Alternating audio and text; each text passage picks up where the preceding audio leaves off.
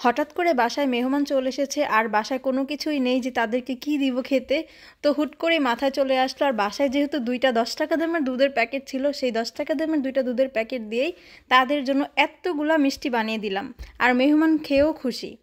মেহমান বাসায় আসবে আর তার আগে থেকেই আমাদেরকে কোনো কিছুই বলেনি যে তারা হুট করে আমাদের বাসায় চলে এসেছে বেড়াতে। তো এদিকে হচ্ছে আমি দিক বিদিক না পেয়ে চলে গেলাম রান্নাঘরে, কি খাওয়াবো তাদেরকে। তো ফাইনালি মাথার মধ্যে ঢুকে গেল যে তাদেরকে আজকে মিষ্টি খাওয়াবো। আর এর আগেও কখনো আমি মিষ্টি বানাইনি, আর আজকে হচ্ছে ফার্স্ট টাইম বানাবো, তাই তাদেরকে দিয়ে শুরু করা যাক। আর আজকে হচ্ছে সুজি দিয়ে মিষ্টি বানাবো। সুজি, তারপরে হচ্ছে ১০ টাকা দামের ২ প্যাকেট দুধ ছিল এখানে।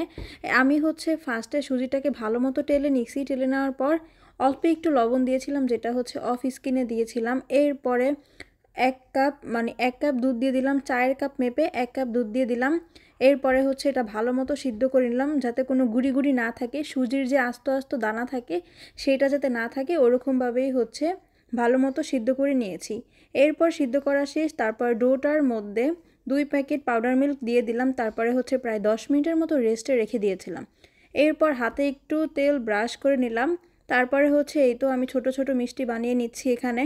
মিষ্টির আকৃতি বেশি বড়ও করিনি, বেশি ছোটও করিনি, যেহেতু এই মিষ্টিটা হচ্ছে চিনির পানির মধ্যে যখন সিদ্ধ করব তখন হচ্ছে এমনিতেই ফুলে যাবে, এজন্য।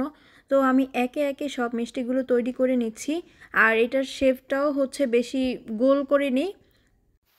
মিষ্টি বানানোর প্রথম ধাপ শেষ হয়ে গেছে, এবার হচ্ছে দ্বিতীয় ধাপ। এই দ্বিতীয় ধাপেই হচ্ছে মিষ্টি যদি পারফেক্ট হয় তাহলে তো খেতে ভালোই হবে, আর যদি পারফেক্ট না হয় তাহলে মান সম্মান সব শেষ হয়ে যাবে। তো এখানে আমি মিষ্টির যে চিনির শিরাটা, তো চিনির শিরাটা তৈরি করার জন্য এখানে হচ্ছে আমি পানি দিয়ে দিলাম। এরপরে হচ্ছে ২টা এলাচ আর হচ্ছে ২টা ক্যাসিয়া। অনেকেই দারুচিনি দেয়, বাট বাসায় দারুচিনি নেই, ক্যাসিয়া আছে, এজন্য ক্যাসিয়া দিয়ে দিলাম। আর হচ্ছে এলাচ দিয়ে দিলাম, আর অল্প একটু লবণও দিয়ে দিয়েছি। আর ১ কাপ চিনি দিয়েছি। আর মিষ্টি আর চিনির যে শিরাটা হবে সেই শিরাটা বেশি পাতলাও করা যাবে না, বেশি ঘনও করা যাবে না, মিডিয়াম রেখেছি আমি, যাতে মিষ্টিটা চিনির শিরাটা যাতে মিষ্টির মধ্যে ভালো মতো ঢুকে যায়। তো এইদিকে হচ্ছে আমি ঢাকনা দিয়ে ঢেকে দিয়েছিলাম, আর বারবার দেখতেছিলাম ঢাকনাটা সরিয়ে যে এটার কি অবস্থা। আমি আল্লাহ আল্লাহ করতেছিলাম, আল্লাহ এটা জানি ভেঙে না যায়। তারপর অনেক বেশি ফুলে গেছে। ফুলে যাওয়ার পরেও মাঝখান থেকে ২-১টা হচ্ছে ফেটে গেছে, মানে বেশি নরম হওয়ার কারণে। তো ফাইনালি আমার মিষ্টি বানানো শেষ, এবার হচ্ছে মেহমানদেরকে দিব। মিষ্টিটা দেখতে কেমন হয়েছে ভিতরের দিকটা সেটাও আপনাদেরকে কেটে দেখাবো। তো এখানে হচ্ছে আমি ২টা মিষ্টি নিয়ে নিলাম। তো ফার্স্টেই হচ্ছে ২টা মিষ্টি আমি খাবো, তারপর বাদবাকিগুলো মেহমানদেরকে দিব। কারণ আপনাদেরকে দেখাবো, এই যে আপনারাই দেখেন, আমি একটা চামচ দিয়ে আলতোভাবে কেটে নিলাম, আর এটা খুবই সফট হয়েছে আর অনেক বেশি মজাও হয়েছে।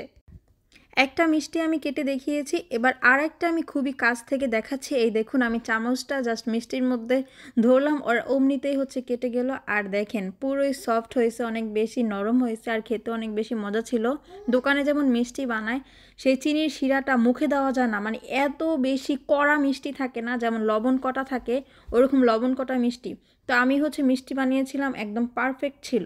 তো সবাই ভালো থাকবেন, সুস্থ থাকবেন, আল্লাহ হাফেজ।